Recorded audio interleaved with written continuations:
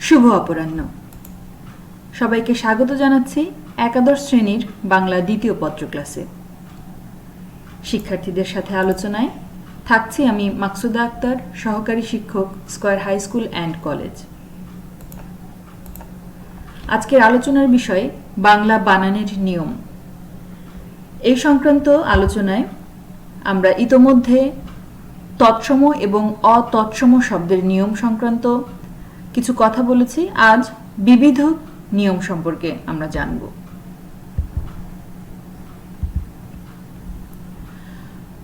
শুরু করছি।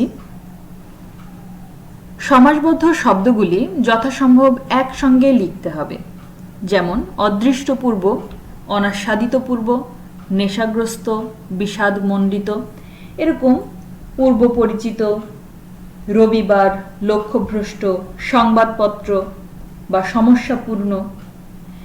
এভাবে শব্দগুলোকে আমরা, যেগুলো সমাসের নিয়মে গঠিত হয়েছে, সেই জাতীয় শব্দগুলোকে আমরা একসাথে লিখব। এখানে অদৃষ্ট এবং পূর্ব এই দুটোর মধ্যে কোনো গ্যাপ থাকবে না, শব্দটি এক শব্দরূপে পরিগণিত হবে। একইভাবে অনাস্বাদিত পূর্ব এবং ধারাবাহিকভাবে এখানে যে উদাহরণগুলো দেয়া আছে, অর্থাৎ সমাসের নিয়মে যেই শব্দগুলো গঠিত হয়েছে তাকে একসঙ্গে লিখতে হবে।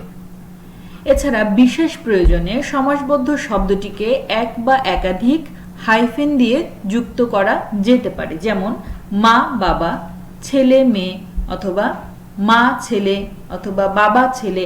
এভাবে আমরা সমাসবদ্ধ শব্দগুলোকে হাইফেন দিয়েও ব্যবহার করতে পারি, তবে কখনোই আলাদা আলাদা করে আমরা লিখব না। 3.2-এ আসি। বিশেষণ পদ সাধারণভাবে পরবর্তী পদের সঙ্গে যুক্ত হবে না। এখানে যে উদাহরণগুলো দেওয়া আছে সেখান থেকে আমরা বিশেষণ পদটি একটু নির্বাচন করে দেখি। ভালো দিন, এখানে ভালো একটি বিশেষণ পদ। আবার লাল গোলাপ, লাল একটি বিশেষণ পদ। আমাদের নিয়মে বলা হয়েছে বিশেষণ পদটি তার পরবর্তী পদের সাথে যুক্ত করে লেখা যাবে না, আলাদা আলাদা শব্দ হিসেবে তাদেরকে লিখতে হবে। এ কারণে এখানে যে উদাহরণগুলো আছে সবগুলো আলাদা আলাদা শব্দ হিসেবে লেখা হয়েছে। লাল গোলাপ, সুন্দরী মেয়ে, সুগন্ধি ফুল, অথবা স্তব্ধ মধ্যাহ্ন, সুনীল আকাশ, এরকম কিছু উদাহরণ আমাদের বইতে দেয়া আছে। অর্থাৎ বিশেষণ পদটি আমাকে আলাদা একটি পদ হিসেবে লিখতে হবে। নাবাচক না এবং নি এর প্রথমটি অর্থাৎ না, এখানে না এবং নি বলতে যা বোঝানো হয়েছে এই দুটো হচ্ছে নাবাচক অর্থে। যখন আমরা না শব্দটি বলবো বা নি শব্দটি বলবো তখন না একটি স্বতন্ত্র পদ হিসেবে ব্যবহার করা হবে, কিন্তু নি সমাসবদ্ধ পদ হিসেবে ব্যবহার করা হবে। উদাহরণ দেখলে জিনিসটা পরিষ্কার হয়ে যাবে। করি না, এখানে তোমরা নিশ্চয়ই লক্ষ্য করতে পারছো করি এবং নার মধ্যে একটা দূরত্ব আছে, অর্থাৎ আলাদা আলাদা পদ হিসেবে এই দুটো শব্দ ব্যবহার করা হয়েছে। নাবাচক নাটি আলাদা পদ হিসেবে ব্যবহার করা হবে, কিন্তু নি হিসেবে যদি আমরা লিখি নাবাচক, সেটি এক শব্দরূপে সমাসবদ্ধ হিসেবে ব্যবহার করা হবে। করি নি। আশা করছি তোমরা বিষয়টি সম্পূর্ণরূপে বুঝতে পেরেছো। না হলে আলাদা করে লিখতে হবে, কিন্তু নি যদি আমরা বলি তাহলে এক শব্দে লিখতে হবে। এছাড়া শব্দের পূর্বে নাবাচক উপসর্গ যদি আসে কখনো, তাহলে সেটি উত্তর পদের সঙ্গে যোগ করে লিখতে হবে, যেমন নারাজ, নাবালক, না হোক, এইভাবে। কিন্তু কিছুটা ব্যতিক্রম আছে যেগুলোকে আমরা হাইফেন দিয়ে লিখতে পারি, যেমন না বলা কথা, না শোনা গান। চলে আসি নিয়ম 3.4। অধিকন্তু অর্থে ব্যবহৃত ও প্রত্যয় শব্দের সঙ্গে কার চিহ্নরূপে যুক্ত না হয়ে পূর্ণরূপে শব্দের পরে যুক্ত হবে। অধিকন্তু মানে যে এটা ছাড়াও, এভাবে যে আমরা ও শব্দটার ব্যবহার করি, যেমন আজও, আমারও, কালো, এই যে বলা হচ্ছে যে পরের যে ও প্রত্যয়টি আমরা প্রয়োগ করছি সেটি কার চিহ্ন রূপে ব্যবহার করা হবে না। অর্থাৎ আজও যদি আমি বলতে চাই তাহলে বর্গীয় জয়ের সাথে ওকার হিসেবে লেখা যাবে না, এটাকে একটি পূর্ণ শব্দ রূপে লিখতে হবে। পূর্ণ শব্দ হিসেবে, শব্দের সাথে একটি পূর্ণ ওকার হিসেবে পূর্ণ ও হিসেবেই এখানে লিখতে হবে। আজও, আমারও, কালো, তোমারও, এভাবে রয়ের সাথে ওকার হিসেবে এটা কিন্তু লেখা যাবে না। নিশ্চয়ার্থক ই শব্দের সঙ্গে কার চিহ্ন রূপে যুক্ত না হয়ে পূর্ণরূপে শব্দের পরে যুক্ত হবে। যেমন আজ ই, এই যে নিশ্চয়ার্থক আজই, এখানে যে একটু জোর দিয়ে বলা হচ্ছে এই হ্রস্ব ইটা কখনোই কার চিহ্ন হিসেবে বর্গীয় জয়ের সাথে যুক্ত হবে না, এটা সম্পূর্ণ আলাদা করে একটি পূর্ণ বর্ণ হিসেবে আজের সাথে যোগ করে লিখতে হবে। আজই, এখনই ইত্যাদি। ব্যক্তি, প্রতিষ্ঠান বা সংস্থার নাম এই নিয়মের আওতাভুক্ত নয়, অর্থাৎ কোনো ব্যক্তি, প্রতিষ্ঠান বা সংস্থার নাম তারা তাদের ইচ্ছা অনুযায়ী ব্যবহার করতে পারে। এ পর্যায়ে ক্রিয়াপদের বিভিন্ন রূপ নিয়ে আমরা কথা বলবো। এখানে আমরা উঠ ধাতুটিকে নিয়েছি। প্রথমে বলে রাখি, ক্রিয়ার মূল অংশটির নাম ধাতু, সেটা কিন্তু আমরা মাধ্যমিক পর্যায় থেকে জেনে এসেছি যে ক্রিয়ার মূল অংশটির নাম ধাতু, তার সাথে বিভিন্ন প্রত্যয় যোগ করে সেটাকে একটি পদ হিসেবে বাক্যে আমরা ব্যবহার করে থাকি। তো উঠ ধাতুটির বিভিন্ন রূপ আমরা দেখব। ব্যক্তি নিজের ক্ষেত্রে যখন উঠ ধাতুটি প্রয়োগ করবে তখন কিভাবে সেই শব্দগুলো গঠিত হতে পারে, বিভিন্ন প্রয়োজন অনুযায়ী বিভিন্ন পদ হিসেবে সেটা কেমনভাবে গঠিত হতে পারে। উঠতাম অর্থাৎ অতীতকালের কথা বলা হচ্ছে, কাল, সময় এবং প্রয়োজন, কাল বা প্রয়োজনের উপর ভিত্তি করে আসলে মূল ধাতুর সাথে বিভিন্ন প্রত্যয় যোগ করা হতে পারে। উঠলাম, ওঠাতাম, ওঠাচ্ছিলাম, এখানে যে ওঠা, ওঠাতাম বা ওঠাচ্ছিলাম শব্দ দুটি আমরা দেখছি, এগুলো কিন্তু উঠ ধাতুরই রূপ। বাক্যে প্রয়োগের ক্ষেত্রে উঠ ধাতুটি কিন্তু ওঠ হয়ে যেতে পারে। এছাড়া তুমি সম্বোধিত কোনো ব্যক্তির ক্ষেত্রে যখন উঠ ধাতুটি প্রয়োগ করা হবে তখন হবে উঠতে, উঠেছ, ওঠাচ্ছিলে বা ওঠাও। তুই সম্বোধিত কোনো ব্যক্তির ক্ষেত্রে যদি উঠ ধাতুটি প্রয়োগ করা হয় তাহলে হবে উঠতি, উঠেছিলি, উঠিস, উঠাতি বা ওঠ। সে সম্বোধিত কোনো ব্যক্তির ক্ষেত্রে যদি প্রয়োগ করা হয় তাহলে উঠতো, উঠেছিল, উঠলো, ওঠাতো। আবার আপনি বা তিনি সম্বোধিত কোনো ব্যক্তির ক্ষেত্রে যদি প্রয়োগ করা হয় তাহলে উঠতেন, উঠেছিলেন। এছাড়া কর ধাতুর ক্ষেত্রে যখন ব্যক্তি নিজের জন্য কর ধাতুটি প্রয়োগ করবে তখন করতাম, করেছিলাম, করলাম, করেছি, করছি, এভাবে শব্দগুলোকে সে প্রয়োগ করতে পারে। এছাড়া যখন তুমি সম্বন্ধিত অন্য কোনো ব্যক্তির ক্ষেত্রে সে ব্যবহার করবে কর ধাতু তখন করতে, করেছিলে, করলে, করেছ বা করাতে। যখন তুই সম্বোধিত কোনো ব্যক্তির ক্ষেত্রে কর ধাতু প্রয়োগ করবে তখন করেছিলি, করছিলি, করলি বা করেছিস বা করিস।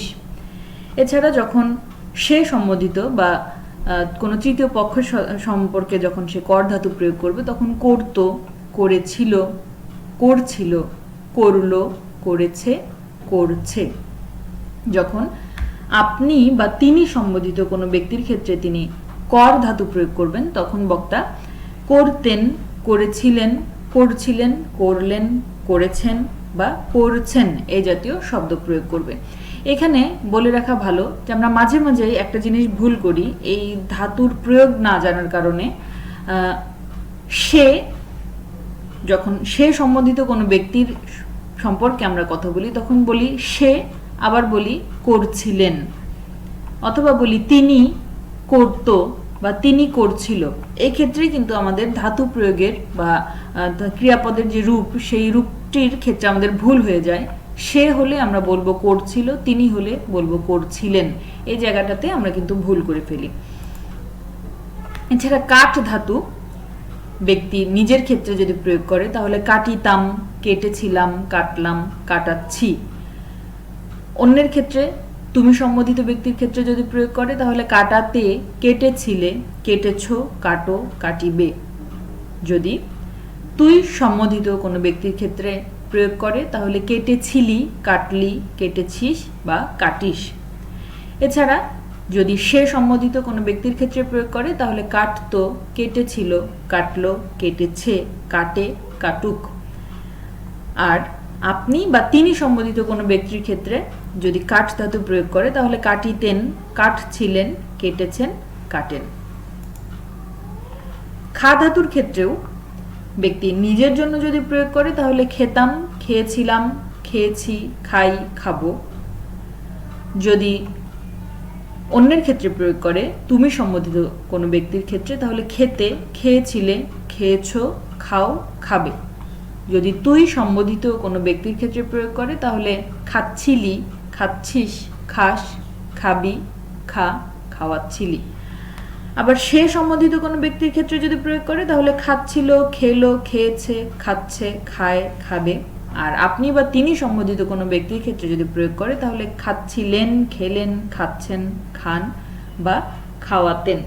এছাড়াও কিন্তু আমাদের বইতে দি ধাতু, দৌড়া ধাতু, যা ধাতু, শিখ ধাতু, সু ধাতু এবং হ ধাতু দিয়ে অনেক উদাহরণ দেওয়া আছে, যেগুলো আসলে ব্যক্তির নিজের ক্ষেত্রে কেমন প্রয়োগ হবে, তুই সম্বোধিত কোনো ব্যক্তির ক্ষেত্রে কেমন করে প্রয়োগ করা হবে, তুমি সম্বোধিত কোনো ব্যক্তির ক্ষেত্রে কেমন করে প্রয়োগ করা হবে, সে এবং তিনি সম্বোধিত কোনো ব্যক্তির ক্ষেত্রে কিভাবে ধাতুগুলো প্রয়োগ করা হবে, তার রূপ কেমন হবে, কাল অনুযায়ী তার রূপ কেমন হবে এবং প্রয়োজন অনুযায়ী শব্দে সেটা কিভাবে ব্যবহার করা হবে তার অনেক উদাহরণ প্রয়োগ করা আছে।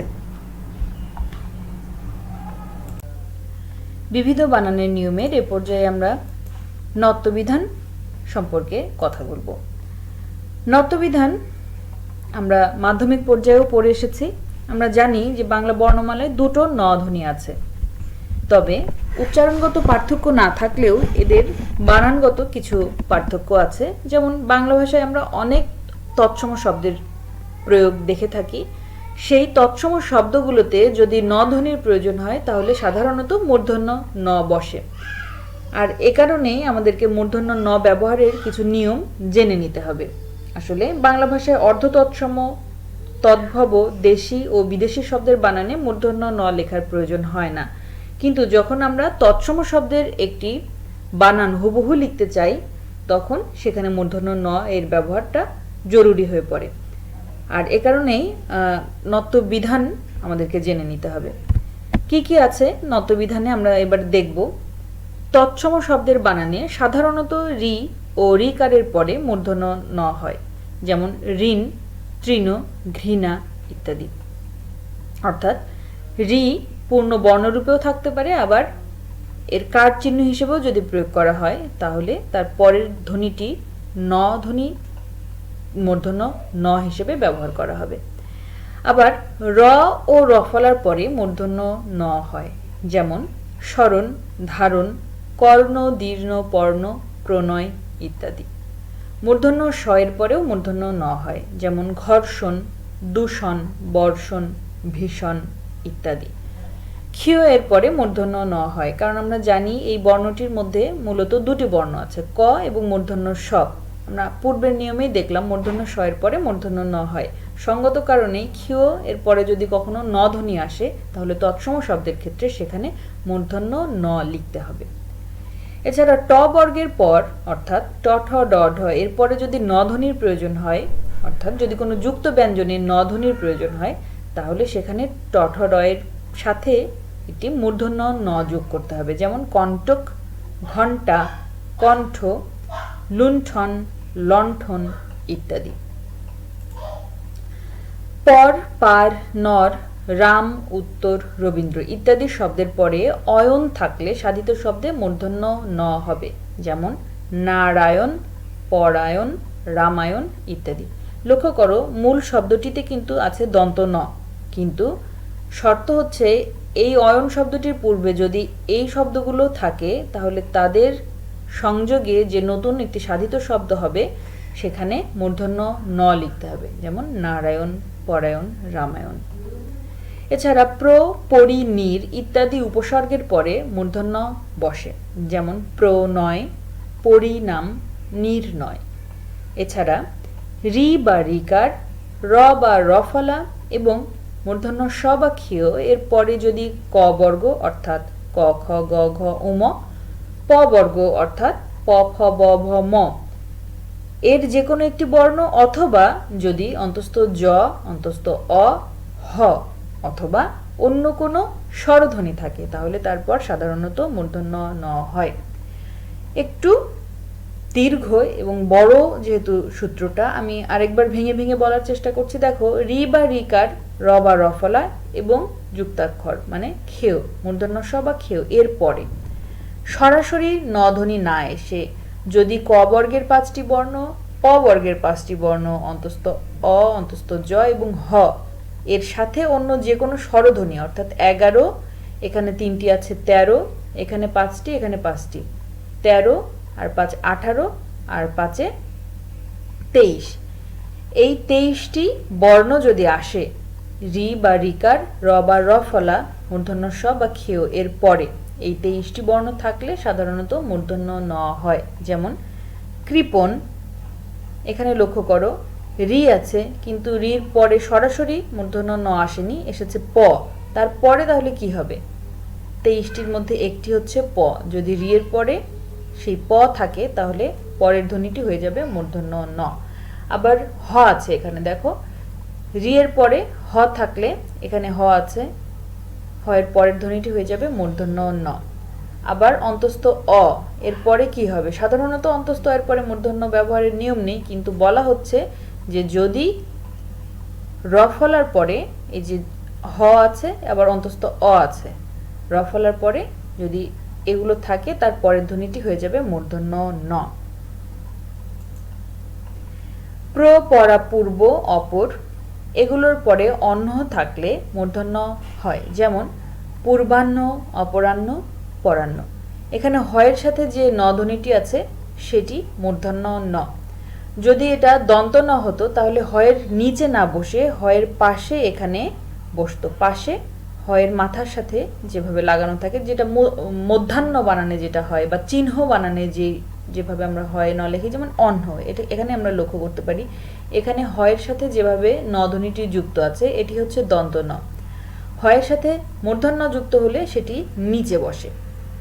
তাহলে আমাদের নিয়মটি হচ্ছে প্র, পরা, পূর্ব, অপর এগুলোর পরে অন্য থাকলে সেই অন্যটি শব্দে প্রয়োগের পরে মূর্ধন্য হয়ে যায়। অগ্র ও গ্রাম এই শব্দগুলোর পরবর্তী নি ধাতুর দন্ত ন সাধারণত মূর্ধন্য হয়। যেমন অগ্রণী বা গ্রামীণ, এই যে দেখো অগ্র এবং গ্রাম এর পরে যদি নি দরকার হয় তাহলে সেই নিটা হয়ে যাবে মূর্ধন্য ন। কিছু ব্যতিক্রম আছে এই নিয়মগুলোর বাইরে। এই ছন্দ আকারে আমরা মুখস্থ করেছিলাম মাধ্যমিক পর্যায়ে, হয়তো অনেকের এখনো মনে আছে, তারপরেও যাদের মনে নেই আবার একটু দেখে নিও। চাণক্য, মাণিক্য, গণ, বাণিজ্য, লবণ, মন, বেণুবিনা, কঙ্কন, কণিকা, কল্যাণ, শোণিতমণি, স্থানুগুণ, পুণ্যবেণী, ফণি, অনু, বিপণী, গণিকা, আপন, লাবণ্য, বাণী, নিপুণ, ভনিতা, পানি, গৌণ, কোণ, ভানপণ, শান, চিক্কন, নিক্কন, তুন, কফনি, বণিক, গুণ, গণনা, পিনাক, পণ্য, বান এই শব্দগুলো কোনো নিয়মের বাইরে গিয়ে মূর্ধন্য ন হিসেবে লেখা হয়েছে। বাংলা ভাষায় নত্ব নিষেধ, ঠিক যে কারণে নত্যবিধান আমরা প্রয়োগ করব সেই কারণগুলোর ব্যত্যয় ঘটলে সেখানে আমরা নত্ব নিষেধ করা হয়েছে বা নত্ব বিধান প্রয়োগ করব না। আসলে বাংলা ভাষায় অতৎসম শব্দের ক্ষেত্রে নত্যবিধি প্রযোজ্য নয়, এগুলোকে নত্ব নিষেধও বলা যেতে পারে। বেশ কিছু নিয়ম আমাদের বইতে দেওয়া আছে, তোমরা একটু পড়ে নিও। যেমন সমাসবদ্ধ পদে দুই পদের পূর্ব পদে রি, র, স থাকলেও পর পদে দন্ত ন মূর্ধন্য হয় না। যেমন দুর্নীতি, অর্থাৎ নত্যবিধানের নিয়মটি সমাসবদ্ধ শব্দের ক্ষেত্রে প্রযোজ্য নয়। ত বর্গীয় বর্গের অর্থাৎ ত বর্গীয় যে 5টি বর্ণ আছে, যেমন ত, থ, দ, ধ, দন্ত ন, এর পরে কিন্তু মূর্ধন্য আসবে না, আসবে দন্ত ন। যেমন ট, ঠ, ড, ঢ এর পরে মূর্ধন্য ছিল, কিন্তু ত, থ, দ, ধ এর পরে হবে দন্ত ন। বাংলা ক্রিয়াপদের অন্তঃস্থিত দন্ত ন মূর্ধন্য হয় না। যেমন হবেন, মারেন, যাবেন, ধরবেন, করেন এগুলো বাংলা শব্দ হিসেবে যখন আমরা লিখব অতৎসম শব্দ হিসেবে, তখন এগুলোতে র এর ব্যবহার থাকলেও তারপরে মূর্ধন্য আসবে না। বিদেশি শব্দে মূর্ধন্য হবে না, সবসময় দন্ত ন হবে। যেমন জবান, নিশান, ফরমান, কোরআন ইত্যাদি। পদের অন্তঃস্থিত দন্ত ন মূর্ধন্য হয় না। যেমন কর্মণ, পদের মাঝখানে দন্ত ন যদি অতৎসম হয় তাহলে সেখানে দন্ত ন হবে, মূর্ধন্য হবে না। এছাড়া রি বা রিকার র এবং মূর্ধন্য স এর পরে যদি স্বরবর্ণ ক বর্গ প বর্গ এবং যেটা আমরা দেখলাম ৮ নম্বর নিয়মে অন্তস্থ জ ব হ ছাড়া অন্য স্বরবর্ণের বাদ দিয়ে যদি অন্য কিছু থাকে তাহলে সেখানে দন্ত ন বসবে। যেমন অর্জন, রঞ্জন, কর্তন, কুর্দন, রন্ধন, প্রার্থনা ইত্যাদি। আসলে নত্ব বিধানের যে নিয়ম তার বাইরে গিয়ে যা কিছু আছে দন্ত ন ব্যবহারের সেগুলোই হচ্ছে নত্ব নিষেধ। বাংলা বানানের বিবিধ নিয়মের এ পর্যায়ে আমরা আলোচনা করব সত্যবিধান সম্পর্কে। বাংলা ভাষায় মূর্ধন্য স এর ব্যবহার হয় বিধিবদ্ধভাবে। অর্ধ তৎসম তদ্ভব দেশি ও বিদেশি শব্দের কিছু বানান ব্যতীত সাধারণ বানানে মূর্ধন্য স লেখার প্রয়োজন হয় না, তবে অনেক তৎসম শব্দে মূর্ধন্য স এর প্রয়োগ রয়েছে। যেহেতু বাংলা ভাষায় আমরা অনেক তৎসম শব্দ ব্যবহার করে থাকি এবং প্রতিনিয়ত সেগুলোতে আমাদেরকে মূর্ধন্য স এর প্রয়োগ করতে হয়, এই কারণে আমাদেরকে অবশ্যই মূর্ধন্য স ব্যবহারের যথাযথ নিয়মটি জেনে নিতে হবে। যেসব তৎসম শব্দে মূর্ধন্য স রয়েছে তা বাংলায় অবিকৃত আছে এবং যে বিধান বা নিয়ম অনুসারে তৎসম শব্দের বানানে মূর্ধন্য স লেখা হয় তাকে বলা হয় সত্যবিধান। সত্যবিধানের কিছু নিয়ম আমরা জেনে নিই। তৎসম শব্দের বানানে অ এবং আকার ছাড়া সব স্বরবর্ণের পরেই মূর্ধন্য স হয়, যেমন উষা, ঔষধি, ঋষি ইত্যাদি। র, রফলা বা রেফের পর সাধারণত মূর্ধন্য স হয়, যেমন শ্রেষ্ঠ, মহর্ষি, স্রষ্টা ইত্যাদি। এছাড়া রি বা রিকারের পর সাধারণত মূর্ধন্য স হয়, যেমন ঋষি, দৃষ্টান্ত, তৃষ্ণা ইত্যাদি।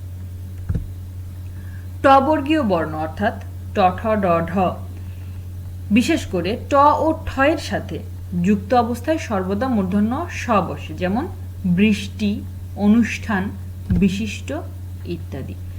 ই কারান্ত ও উকারান্ত উপসর্গের পর মূর্ধন্য স বসে। উপসর্গ যা শব্দের পূর্বে বসে একটি নতুন শব্দ গঠন করে। আমরা উদাহরণে দেখছি অভিষেক, প্রতিষ্ঠান, অনুষদ। এখানে অভি, প্রতি এবং অনু এক একটি উপসর্গ। বলা হয়েছে যে উপসর্গগুলো যদি ইকারান্ত বা উকারান্ত হয়, অর্থাৎ ওই উপসর্গগুলোর শেষে বা অন্তে যদি ই ধ্বনি বা উ ধ্বনি আসে তাহলে তারপরে মূর্ধন্য স হবে। এখানে অভি শেষে ই ধ্বনি পাচ্ছি, সুতরাং এরপরে মূর্ধন্য স বসবে। আবার অনু, এখানে উ ধ্বনি পাচ্ছি, সুতরাং এরপরে যে স ধ্বনিটি প্রয়োজন সেটি মূর্ধন্য স হবে। একারান্ত সম্ভাষণ সূচক শব্দে মূর্ধন্য স হয়, যেমন প্রিয় বরেষু, সুজনেষু, প্রীতি ভাজনেষু। সংস্কৃতে এই পদগুলো সম্ভাষণ সূচক। এগুলোতে যেখানে অন্তে এ আছে, যেমন এখানে প্রিয় বরে, এরপরে যে সটি হবে সেটি মূর্ধন্য স। একইভাবে সুজনেষু, প্রীতিভাজনেষু। অতৎসম শব্দের বানানে মূর্ধন্য স ব্যবহৃত হয় না। কিছু শব্দে স্বভাবতই মূর্ধন্য স হয়, যেমন আষাঢ়, ঈষৎ, পাষাণ, মেষ, ভাষা বা ভাষণ ইত্যাদি। বাংলা ভাষায় সত্য নিষেধ। আমরা নত্যবিধানের নিয়মে এমন কিছু তথ্য পেয়েছিলাম যেগুলো নত্য নিষেধ নামে পরিচিত, অর্থাৎ নত্য বিধান যেগুলো যেই নিয়মগুলো মেনে চলে ঠিক সেগুলোর ব্যতিক্রম হলেই সেখানে মূর্ধন্য ন ধ্বনির ব্যবহার ছিল নিষেধ। ঠিক একইভাবে ঠিক যে কারণগুলোতে মূর্ধন্য স এর প্রয়োজন ঘটে বা প্রয়োগ ঘটে সেগুলো বাদ দিয়ে যখন অন্য কোথাও স্বধ্বনির প্রয়োজন সেখানে মূর্ধন্য স ধ্বনির ব্যবহার নিষেধকেই বলা হচ্ছে নত্য নিষেধ বা নত্যবিধানের নিষেধ। বাংলা ভাষায় অতৎসম শব্দের ক্ষেত্রে সত্যবিধানের নিয়ম প্রযোজ্য নয়। অতৎসম বলতে আরবি, ফার্সি, ইংরেজি যে কোনো ভাষা, অর্থাৎ তৎসম বাদ দিয়ে যে কোনো ভাষার শব্দই সেখানে প্রযোজ্য। যেমন জিনিস, পোশাক বা মাস্টার, পোস্ট এই জাতীয় শব্দের ক্ষেত্রে কিন্তু মূর্ধন্য স ব্যবহার করা যাবে না। সংস্কৃত ৭ প্রত্যয়যুক্ত পদেও মূর্ধন্য স কিন্তু ব্যবহার করা হয় না, যেমন ধূলিসাৎ বা ভূমিসাৎ এগুলোতে কিন্তু মূর্ধন্য ষ এর পরিবর্তে দন্ত স ব্যবহার করা হবে। এছাড়া অর্ধ তৎসম তদ্ভব দেশীয় বিদেশি শব্দে সাধারণত মূর্ধন্য স হয় না, কিছু কিছু ক্ষেত্রে আবার মূর্ধন্য স এর ব্যবহার লক্ষ্য করা যায়। যেমন পুলিশ বা জিনিস, স্টেশন, পোশাক এই শব্দগুলোতে দন্ত স বা মূর্ধন্য স ব্যবহার করা হয়, কিন্তু কেষ্ট, বোষ্টম, বিশুদ্ধবার এই জাতীয় কিছু বানানে আবার মূর্ধন্য স এর ব্যবহার লক্ষ্য করা যায়। স্ফুর ও স্ফুট ধাতুর দন্ত স অপরিবর্তিত থাকে, অর্থাৎ বিস্ফোরণ শব্দে যে দন্ত স সেটি কিন্তু মানে যে স্বধ্বনি সেটি কিন্তু দন্ত স, আবার পরিস্ফুট শব্দে যে স্বধ্বনি সেটিও কিন্তু দন্ত স। সুপ্রিয় শিক্ষার্থী, আমরা চেষ্টা করলাম বানানের বিবিধ নিয়মের কিছু আলোচনা করার। আশা করছি তোমরা বিষয়গুলো বুঝতে পেরেছো এবং তোমাদের বইয়ের সাথে মিলিয়ে যখন লেকচারটি ফলো করার চেষ্টা করবে তখন তোমাদের কাছে সব বিষয় আরও অনেক স্পষ্ট হয়ে যাবে, কারণ এর প্রায় অর্ধেকের বেশি নিয়ম তোমরা মাধ্যমিক পর্যায়ে পড়ে এসেছো। সুতরাং আশা করছি তোমাদের কোনো অসুবিধা হবে না। তদুপরি কোনো অসুবিধা হলে নিশ্চয়ই আমার সঙ্গে যোগাযোগ করবে। সবাইকে অসংখ্য ধন্যবাদ।